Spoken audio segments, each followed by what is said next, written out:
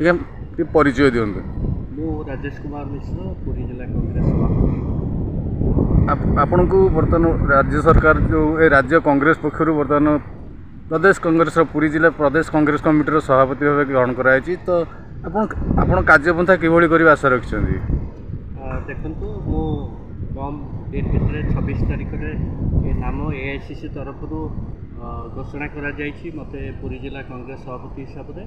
ଆମେ ଆଗାମୀ କାର୍ଯ୍ୟପନ୍ଥା ନିର୍ଦ୍ଧାରଣ କରିବା ପାଇଁ ଆମେ 5 ତାରିଖରେ ଆସନ୍ତା 5 ତାରିଖ ରବିବାର ଦିନ ଏକ ସାମ୍ବାଦିକ ସମ୍ମିଳନୀ ଆହୁତ କରାଯାଇଛି।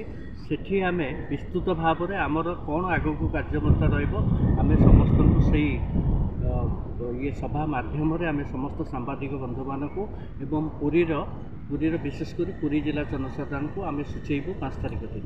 ପୁରୀ ଜିଲ୍ଲା ତ ଦୂରର କଥା, ବର୍ତ୍ତମାନ ପୁରୀ ମ୍ୟୁନିସିପାଲିଟି ନିର୍ବାଚନ ବହୁ ଦିନ ବାକି ରହିବାରୁ ସାହି ଗଳି କନ୍ଦି ଯେଉଁଭଳିଆ ଖାଲ ଖମାରେ ଭର୍ତ୍ତି ଅଛି, ବର୍ତ୍ତମାନ ମହାନଗର ନିଗମ ଡିକ୍ଲେୟାର ସରିଲାଣି ପୁରୀରେ, ତ ନିର୍ବାଚନ ହେଲେ କଂଗ୍ରେସ ତାର ଆଭିମୁଖ୍ୟ କିଭଳି ରଖିବ?